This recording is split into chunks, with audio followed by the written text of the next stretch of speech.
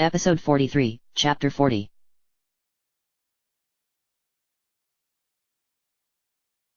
Chapter 40. Exiting the Great Hyrule Forest had not been nearly as difficult as entering it had been. The Deku Tree assigned Link a guide in the form of one of the diminutive Koroks, and Link followed it as it bounded from tree to tree, occasionally popping out to play tricks on him. Still, within the day, they passed through the Lost Woods without any trouble. When he finally emerged from the trees the day after drawing the Master Sword, leaving the waving Korok behind, he was surprised that it was still early in the afternoon. It seemed strange to him that it should still be so early, considering how large the forest was, but he ultimately decided not to dwell on it. The Lost Woods defied all logic and reason. But with the sun still high overhead, and the freedom to move along at his own pace without having to worry about taking care of his horse or anyone else, Link began walking. He walked for the rest of the day, feeling both energized and determined. Summer in Hyrule brought with it later sunsets, and Link used this to his advantage. He was far enough away from the castle that he did not worry about roaming guardians, though he did keep an eye out for any sign of them. The path down the hill stretched on for miles, and it was bordered on either side by thick trees, which he hoped would provide him cover for any guardians that might actually be lurking nearby. As he walked, he began to speak again, looking vaguely in the direction of the castle. He spoke about his experiences in the forest, getting lost, and the things he had seen. He spoke of the memories that flashed through his mind when he touched the sword. He spoke of how the sword communicated with him. Truthfully, Link still wasn't sure if Zelda could hear or see him now, but he felt that it was important that he do this. He hoped that she was listening. He hoped that it helped her somehow. "It's only going to be a little bit longer now," he said as the sky overhead darkened. "I have a long walk to get back to Kakariko Village, and then I need to try to get to Hateno. Hopefully I can get a hold of Pure Awe somehow, but without my Sheikah Slate, I'm going to need hers. I could probably just ride Spirit to the desert, but teleporting with hers will save at least a few days, I think." This was what Zelda used to do, he realized with a wry smile. She often spoke of her plans out loud, even before she and Link began speaking to each other. He had a distinct image in his head of her walking purposely through a field, the Sheikah Slate held out in front of her, as she talked about plans to travel to Death Mountain. Was that, perhaps, why he had taken up doing the same? I miss traveling with you. There's still so much that I don't remember, but I've felt it since I woke up. It hasn't felt right, traveling throughout the country alone. He felt embarrassed saying such things out loud. He still didn't know what friendship they eventually developed, but, well, the diary, at least, indicated that they were close. Other flashes of memory did as well, though they were still difficult to parse through. "Even traveling with others isn't right," he said, voice lowering. He took a deep breath and straightened, hardening himself. "So, I'm just going to have to get this done quickly. Only Nabooru stands in my way, and then we'll finish Ganon together." A soft breeze blew through the trees, and the first stars appeared. As he looked up at them, a streak of light crossed the sky, a shooting star. He smiled faintly before pressing on, increasing his pace. Though night fell, he still energized enough to keep walking for a time.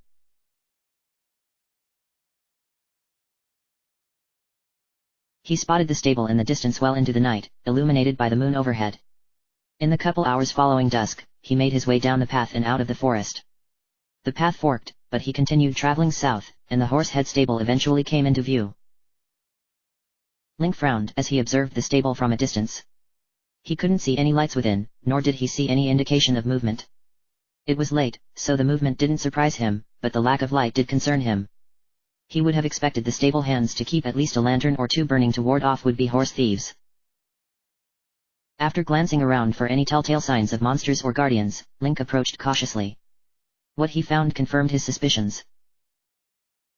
The stable had been occupied, but it was now deserted. It appeared to have been deserted recently, too, as looters had not yet had a chance to ransack the place. Link rummaged around for a time and finally pulled out an oil lantern that he was able to light. Whoever had been at the stable had left in a hurry, it seemed. Various possessions were still strewn about the common room. Mugs sat on the tables, and there was at least one plate of unfinished food. What happened here? Link placed the lantern down and stepped outside again, peering around in the darkness. He wished he had the Sheikah Slate. Its telescoping abilities were incredibly useful. He felt almost blind without it. He did not, however, see any cause for concern, however. If it had been a guardian, surely this building would be destroyed, right? he thought as he approached one of the tables and sat down, looking around the dim room.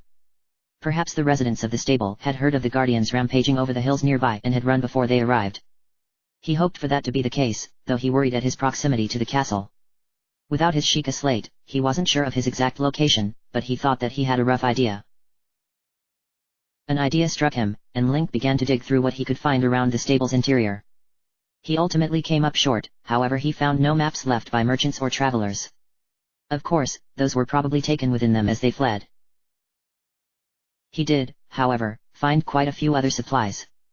Cooking utensils in the kitchen, a travel pack with a full bedroll and other provisions, even a cloak. It was likely thicker than he would prefer in the summer heat, but it might come in handy. Feeling at least bolstered at the prospect of sleeping in a warm bed for the night, Link went into the small kitchen, lighting lanterns as he did so. He rummaged through it until he found their supply of salted meat. The meat had been sitting for a time, but it looked as though it wouldn't make him sick. He started a fire in the stove and began cooking up a meal for himself. I'm not used to cooking in a full kitchen, he thought with a wry smile. I'm more comfortable with a cook pot over a fire pit. Still, however, it was also nice to have a fairly well-stocked kitchen. He hummed softly to himself while he cooked. In a short matter of time, he carried his plate of steaming food out into the common room. He was no longer alone. Another man, close in height and build to him, bent down near Link's gear in the dark room, which he had rested up against the table he sat at earlier. To his dismay, that gear included the Master Sword. When Link came out of the kitchen, the man stood up quickly, turning to face Link, a wary look on his face. He had a narrow, pointed face, and blonde hair that nearly reached down to his shoulders. He was armed, Link saw, with a familiar weapon. One of the curved Sheikah swords. In fact, now that Link saw him, he appeared to be dressed in very Sheikah-like robes. That did not help Link's feeling of wariness. Not after the Yiga attacks. They watched each other warily for a time before, finally, the man smiled. Got any of that left over for me? I'm starving. Link inclined his head back towards the kitchen.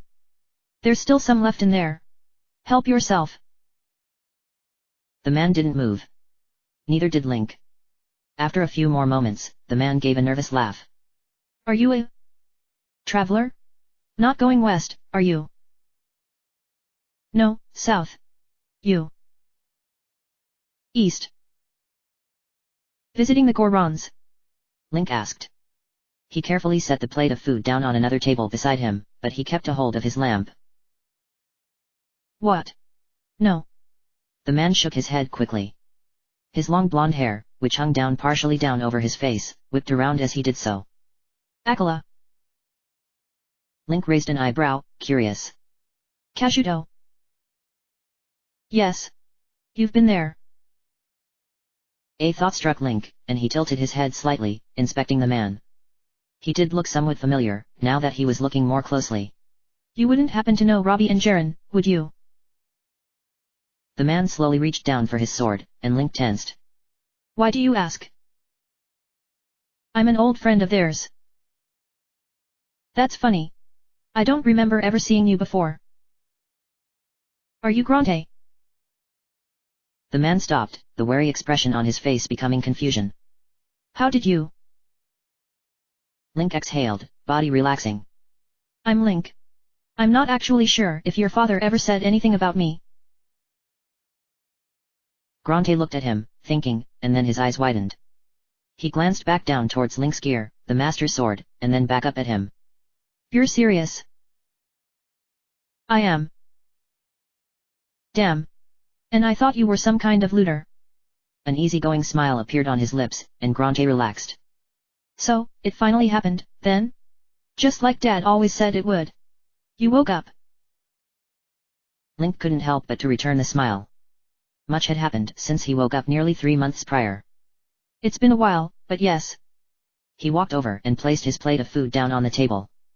He still felt better to be within arm's reach of the Master Sword. He had trusted Dorian, after all. Are you the reason the calamity's been going so crazy, and the Guardians have been swarming all over the place lately?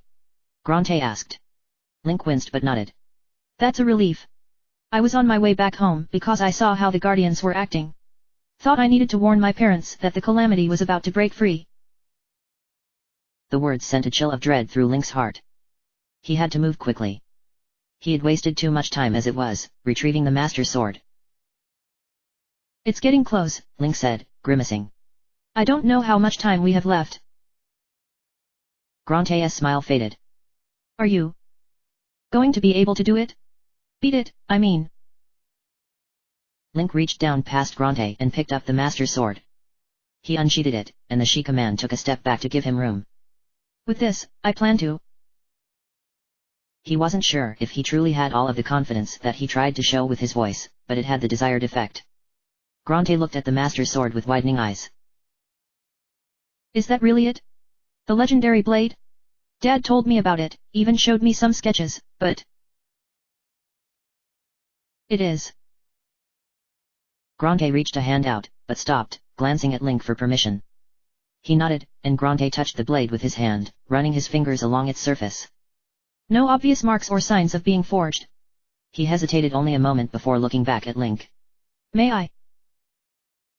Link hesitated, glancing down at the Master Sword. But then, feeling somewhat foolish, he held the hilt out to him. Grante took it carefully, and held the sword out, feeling its heft. He turned it this way and that, inspecting the blade closely. At one point, he held it straight out, looking down its length. Finally, he handed it back to Link. What were you looking for? Link asked, taking the Master Sword back and sheathing it. Grante shook his head. I don't really know. Imperfections? Dad told me that the sword was made by the goddess herself, but well, I don't know. He laughed, but it was a hollow sort of sound. He looked pale. Link set the Master Sword down against the chair.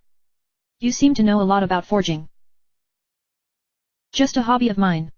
You know, Dad has his guardians, Mom has her shrines. I don't know, ancient Sheikah tech never really did it for me. But that furnace was pretty great for making normal stuff. That's why I've been traveling around.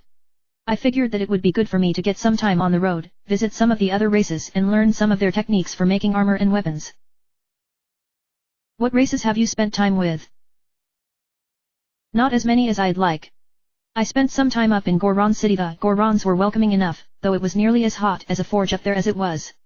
But they're pretty basic with their forging. They just like to hammer sheets of metal together until it looks halfway decent. Grante leaned forward, expression growing more excited now. The Zora didn't really like having me around when I visited them. I didn't get the sense that they liked Sheikah for some reason. But I did get a chance to observe their blacksmiths for a while. They do some really interesting stuff to keep their silver from being too soft. Link smiled even more. Now that Grante was talking, he could see some more of his parents' scholarly excitement in him. So, then I tried going south to visit the Garuto, but... well, you know them. Couldn't get a damn thing out of them or in to see their smithies. I did buy a couple weapons from them, though, so I hope that I can get some idea of what they do. I think they're pretty standard fare, though. Did you make it to the Rito yet? Link asked.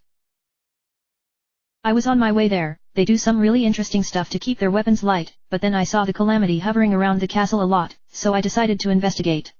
That's when I saw the Guardians and knew I needed to get back to my parents and let them know what is happening. Link frowned slightly. Why here, then? Isn't this a little out of your way if you're going towards Akala? I used the ridge north of the castle to travel. That's where the Guardians were mostly concentrated, from what I could see. This is right on my way from there. I hadn't expected it to be deserted, though. At least, mostly deserted. He nodded in acknowledgement towards Link. I know that area, Link said, thinking back to his harrowing escape from the Guardians along that very ridge. How did you avoid the Guardians? They were, looking for me, actually. Grante smirked.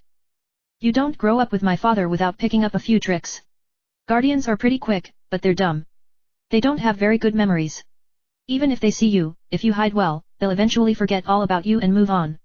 They weren't so hard to avoid, either. Link thought back to the desperate chases and near disasters that he had experienced in the week following his defeat at the castle. It disturbed him more than a little to know that this man, whom he decided had to be younger than he was, apparently found the Guardians so easy to outwit. Perhaps he needed to talk to Robbie some more about dealing with the mechanical beasts. After a few moments of silence, Gronte glanced towards Link's plate of food, which no longer steamed. Were you being serious? About there being more food?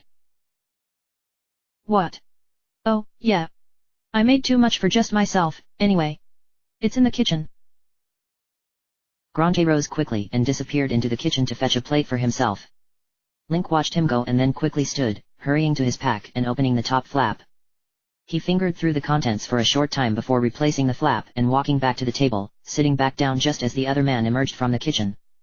He had found no evidence of a Yiga mask or equipment. The truth of the matter was that Link expected to encounter Yiga on his way back to Kakariko village. He hoped not, but the road back to the village was long. He doubted that the Yiga knew of his disappearance, but if they did, it would only likely make them more determined to find him. It was a disconcerting thought, at least he was reasonably certain that Gronte wasn't one of them. So, they were hunting you? Gronte asked as he sat down across from Link. Link sighed, taking a bite of his food. Maybe he should have left that tidbit out. I paid the castle a visit. So, have I, but I didn't attract the notice of a dozen guardians, Gronte said. Link tapped a finger against his leg in annoyance. Neither had I. I attracted the notice of Ganon. He's the one that sent them after me. The other man frowned, leaning forward. He's under control of them again? Dad was always under the impression that he had lost control over them, and they reverted to a state of autonomy, albeit a corrupted one. He's the son of Robbie and Jaren, all right, Link thought wryly as he worked out exactly what Gronte said. I don't know. But he sent them after me. Gronte looked down at his plate of food quietly and then lifted his head, looking around the room. I've been here before. Usually, it's pretty quiet, not a lot of travelers up this way. Mostly just adventurers and treasure seekers. Not a lot to the north for most people, other than the Thifla ruins. They were always in a vulnerable spot, though. I guess with the activity at the castle, they finally decided to move on.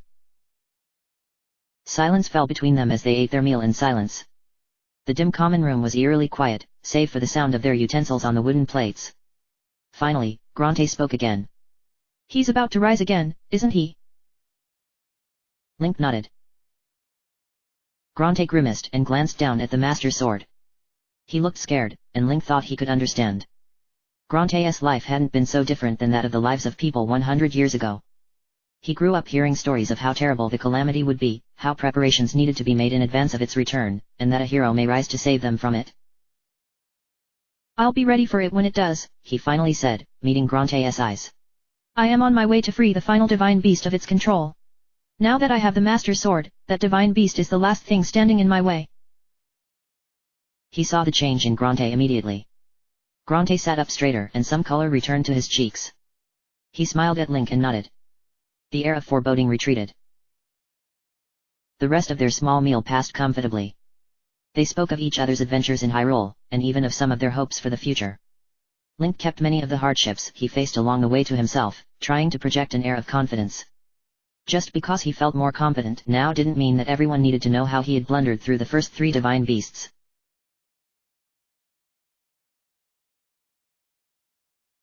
The next morning, Link and Gronte walked together for the first part of the day until they came to a fork in the road. They parted ways there, with Gronte continuing on to the east towards Akala and Link heading south across a bridge that he recognized from his journey to Zora's domain. That evening, after making camp, he climbed to the top of a hill that overlooked Hyrule Field. From there, he could see Hyrule Castle in the distance, a dark shadow surrounded by red mist. The cloud of malice that surrounded it seemed stronger than it had been before. As he observed the castle that night, speaking softly to Zelda and hoping she could hear, he watched Calamity Ganon's hazy form rise again before being pulled back down. The ground underneath him shook. He retreated back down the hill and slept uneasily that night, his dreams plagued by scenes of fire and anguish. When he began moving again the following day, it was with a heavier step. The next day's journey began to worry Link. True, he did not encounter any Yiga on the path, perhaps they assumed him to be unlikely to come from this direction, but he did start finding camps of moblins and bokoblins. They tended to be small, and he dispatched the monsters without great difficulty. But this stretch of road had been clear before, as it was the only road that led north towards Zora's domain and Death Mountain. And hadn't both the Zora and Gorons agreed to send some of their people south, to Hateno village? After the third ambush by a group of monsters, Link felt certain that something was wrong. He picked up his pace, leaving some of his supplies behind to lighten his load. He found what he feared by the end of the day. The inn and stable that had stood sentinel at the bridge leading into Hyrule Field was no more. The wetlands stable, once surprisingly militant with its spiked walls and watchtowers, was a burned-out husk, as were the surrounding buildings and much of the forest. No, he whispered as he carefully stepped over the fallen remains of one of the watchtowers. It hadn't burned. At least not initially.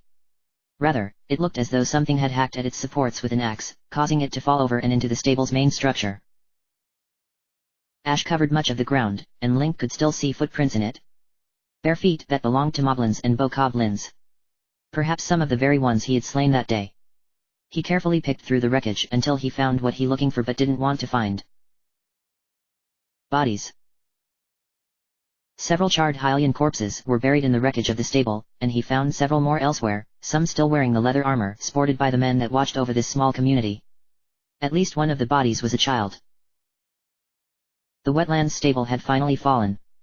And Link feared that he was, somehow, responsible for it. That night, he found 2 more monster camps in the surrounding hills.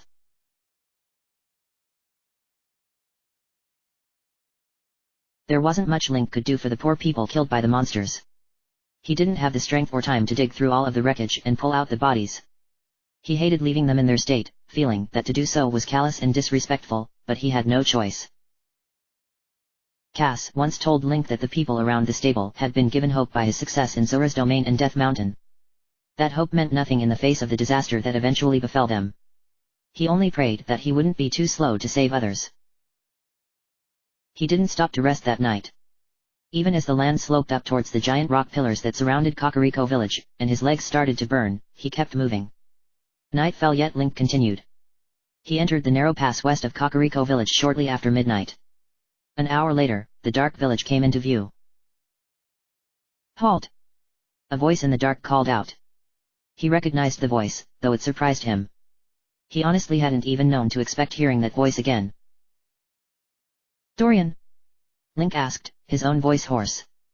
He had run out of water a few hours prior and hadn't searched out any more. He looked around and found the man in the shadows, watching over the entrance to the village.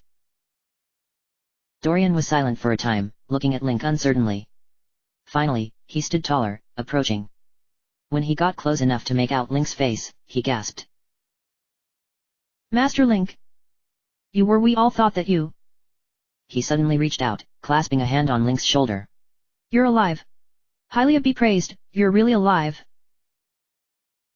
Dorian, the night I left the women... Are they... safe? They're safe, thanks to you.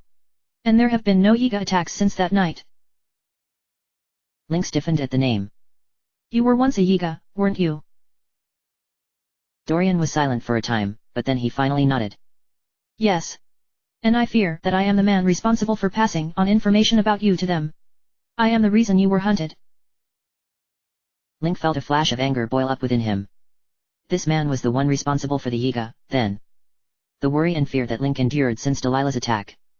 Even her death would have been avoided had it not been for Dorian's actions.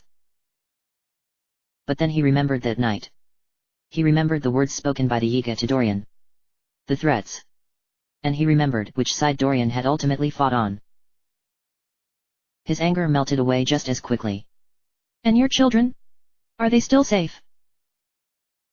Dorian searched Link's eyes uncertainly. Finally, he said, yes. Good. Link reached up and patted Dorian's hand. I know that you did what you had to do to keep them safe. The other man relaxed, and a smile appeared on his face. Thank you, Master Link. I will not fail you again. I swear it. That made Link feel suddenly uncomfortable. When had people started worrying about failing him? Now, Dorian said, removing his hand and standing up straighter. We must tell Lady Impa and Paya. They have been beside themselves with worry over you after you disappeared. So much has been happening these last few weeks, there is much to update you on.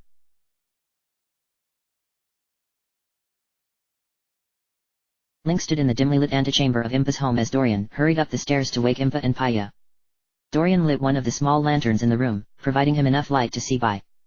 The room seemed much as it always had been, though his eyes were drawn to the center of the floor. There wasn't even a sign of the dead Yiga. The wood had been scrubbed clean of the blood. How long had Paya worked at the wood to remove the stains? He had no doubt that it would have been her. Killing a man. It did something to someone's mind. It was something that he wished she never had to go through. There was a sound at the top of the stairs. A shuffling, followed by rapid footsteps. He looked up to see Paya's form, dressed in nothing but her sleeping gown, much as she had been the night of the Yiga attack, rushing down the stairs. She paused at the landing and looked across the room towards Link. She placed a hand to her lips, eyes wide, and then she hurried down the rest of the stairs. She ran across the room and, to Link's surprise, threw her arms around his neck. She was crying. Link stood in shock for several moments before hesitantly wrapping his arms around her. "I'm sorry," he whispered as he held her close. She didn't respond, but continued to cry, trembling in his arms. He hadn't expected this. In truth, he knew that he must have worried them, and acknowledged that they might have even thought him dead, but this reaction was much more personal than he had been prepared to face. "Why did you go?" Paya finally asked, her voice muffled.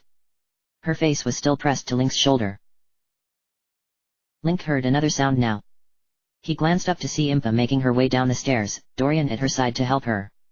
Her eyes were fixed on Link, hard and accusing. "I had something I had to do," Link said. "I'm sorry for worrying you. I wasn't in my right mind at the time." Paya finally pulled away, looking at him with red, tearful eyes. Link placed his hand on her shoulder, squeezing it gently and smiling. "I'm all right now." Her lips quivered and she opened them. But then she shut her mouth again. Her cheeks flushed a deep crimson, and she pulled away, turning her back to him. Before Link could say anything, however, Impa spoke. "And what was so important that you had to do, Link?" Her voice cracked like a whip. She reached the ground and began making her way across the room towards him. "You went to the castle, didn't you?" Link was surprised they even guessed that. "Yes. I went to try to save Zelda. We suspected as much after your Sheikah slate turned up in the river." "What?" "But why did you take so long to return? We have been searching everywhere for any sign that you survived your idiotic gamble. The Guardians rampaged around the castle, destroying anything that still remained after the last 100 years. We about gave you up for dead." Link hesitated and then reached back, grasping the Master Sword, and pulled it free of its scabbard. Impa's eyes widened as she took in its spotless blade. She raised a hand to her lips, and Link saw tears in her own eyes now. "You impulsive, idiotic, magnificent boy. How did you find it? Was it in the castle?" "Zelda told me." Link took a step forward and went down on one knee so that he could look Impa in the eye. "I saw her, Impa. She was there. She..." He laughed softly, feeling a sudden rush of emotions. "She protected me. Well, she was pretty angry at me for going there too, actually. It was a mistake, of course, but I had to try." Impa looked at him quietly for a moment. And then she slapped him across the cheek. Link winced, reached up and rubbing his cheek, but he did not protest. He likely deserved that. When he met her eyes again, however, Impa was smiling warmly. "I know," she said. "I worried that, as your memories returned, you might try a stunt like that. You always tended to jump into fights that you had no business surviving. I had hoped to be able to dissuade you of such rashness, but you didn't give me a chance. It doesn't matter now, though. You're alive." "Ganon's close, Impa," Link said, his voice lowering. "He knows I'm alive now. He didn't know before. Zelda has been blinding him all this time. She's so powerful. If you could have seen her, you..." Impa placed a hand to his lips, and Link noticed that she, strangely, glanced towards her granddaughter. "Paya, dear, don't stand there in your nightgown. Go get dressed, and then put some tea on for us. There is much that we must discuss, and not much time, I fear." Link glanced towards Paya but wasn't able to catch a glimpse of her face as she quickly nodded and hurried up the stairs. He grimaced, finally understanding. How long had she felt so strongly for him? "I'm sorry," he said, looking back at Impa. "I didn't." "Shh. She'll be all right. She's just overwhelmed at the moment. She mourned you, Link. We all did. But you are back now, and that's all that matters. A determined smile crossed Impa's lips. But, please, tell me about the princess. She's still fighting him. Imprisoning him. Link could remember her shining form, so radiant and bright, as if in defiance of the gloom of the castle. She spoke to me. She appeared right in front of me and spoke to me. She was real, too, not a spirit. She told me that she had Ganon under control, but that I needed to get the Master Sword and free the final divine beast as quickly as possible. The words spilled out of him in a rush. As they did, Impa smiled and reached up, wiping a tear from her eye. It is good to hear that she remains strong. Perhaps that was the true purpose of making her wait so long to awaken her powers. It may very well be the reason she's had the fortitude to continue fighting, even after all these years. It was a disturbing thought. Had his fall been preordained, then? Surely not. Though it did make a brutal sort of sense. Paya finally came back down the stairs, wearing a robe over her nightgown. Her eyes were still red and puffy, but she had mostly composed herself now. Link met her eyes, and she paused and then blushed, hurrying past him into the kitchen. His heart ached, yet what could he do? He cared for Paya, of course, but not in that way. If things had been different, then he very well could have loved her, but now. His heart belonged to another. No, he told himself. There's still too much you don't know. Too much you don't remember. Don't start thinking things like that before you remember everything. Your feelings have misled you before. They remained in silence for a time, until Impa turned and approached the dais upon which she normally sat. Link watched her curiously as she reached around the pillow and pulled out a rectangular object. He stood up quickly, eyes widening. Is that the Sheikah slate? Impa faced him again, holding it out to him. He took it with reverent hands, tracing his fingers over its textured surface. He turned it over and found the same familiar, colored icons as always. He gently pressed his finger to the gallery icon, and the dozens of photographs from his previous journey with Zelda appeared in a series of rows on the screen. Link's heart swelled, and he grinned, flipping through some of them. A lump formed in his throat as he found himself retracing some of his own memories through photographs. The Great Plateau. Hebra Mountains. Goron City. Zora's Domain. Hyrule Castle. So many of the photographs had a deeper meaning to him now. How? His voice was a croak, heavy with emotion. He tried to swallow the lump in his throat. How did you find it? I thought it was lost. Your Zora Prince found it. Sidon. Yes. He was, apparently, out patrolling near the castle and found it at the bottom of the moat. That's how we knew you must have gone to the castle. It's why we feared you dead. Link flipped to the photograph of Zelda in the Spring of Power. There were so few pictures of her, and he found that he wished he had more. He continued to search through the pictures until he found another one that meant far more to him now. The photograph of all of them together shortly after the champion ceremony. It wasn't the greatest photograph, largely in part to what appeared to be a joke by Daruk, who had decided to squeeze all of them together at the last moment. He gazed at the picture of his friends. Mipha. Daruk. Rivali. Urbosa. Zelda. His face flushed, and his fingers began to squeeze the Sheikah slate. I'm going to defeat him, Impa, he said, his voice low. I'm going to go to the desert, free Urbosa, and then I'm going to ram this sword down Ganon's throat. And you won't be alone. Link looked up at Impa, who had a look of fierce determination on her face. In your absence, Robbie, Pura, and I have been working on some plans. I'll let them tell you about it in detail. We have a meeting planned at Robbie's laboratory in the morning. They will want to see you again as well. He nodded. He needed to visit Robbie again anyway to get ancient arrows. He had intended on traveling to Hoteno village to borrow Pura's Sheikah slate, but this would be even better. It would save him a great deal of time. Paya emerged from the kitchen, carrying a tray with a steaming kettle of tea, and 3 small cups. She approached Link and knelt, placing the tray on the ground. Link eased himself down next to her. He watched her as she quietly lifted the kettle and poured amber tea into each of the cups. She appeared to be avoiding his eyes. That wouldn't do. Paya. She froze at his voice. He remained quiet until she finally turned her head to look at him. Link gave her a smile. I never had the chance to tell you that I was impressed with how you handled yourself on the night of the Yiga attack. Not only did you keep calm, despite everything happening, but you held your own against a trained assassin. I've fought a few of them now, and they're tough. The first one I encountered nearly killed me. Paya's face turned a deep shade of red, and Link wondered if, perhaps, that had been the wrong approach. Oh, that wasn't. I mean, I don't know that I was. I'm glad you came with me. I couldn't have handled all of that alone.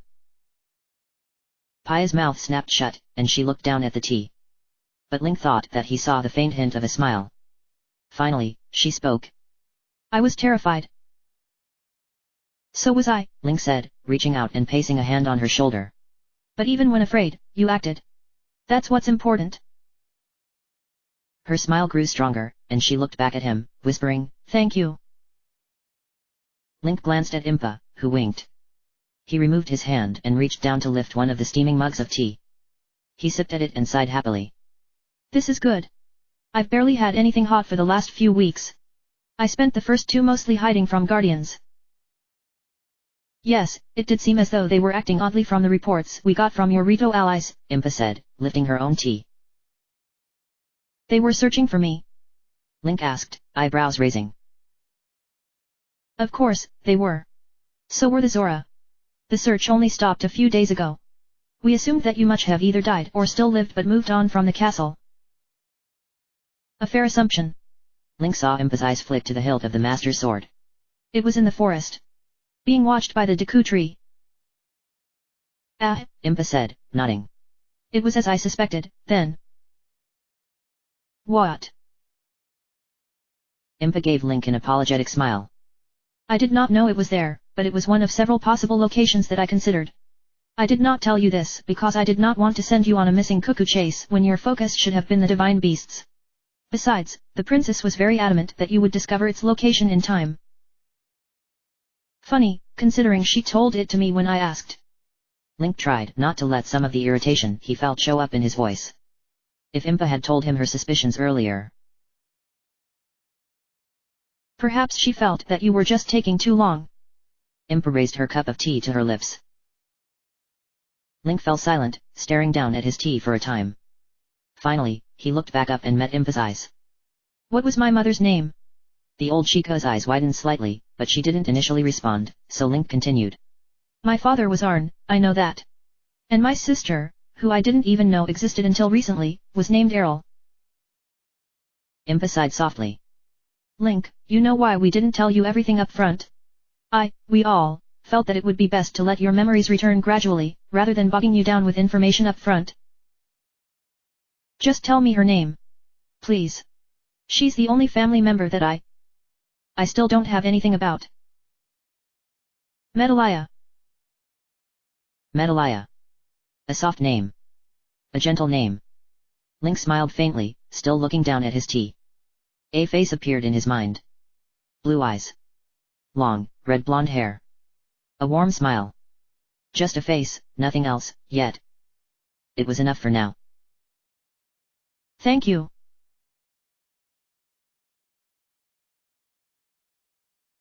Sorry for leaving so long, boy, Link said, rubbing Spirit's nose. Spirit snorted in apparent derision, pulling his face away.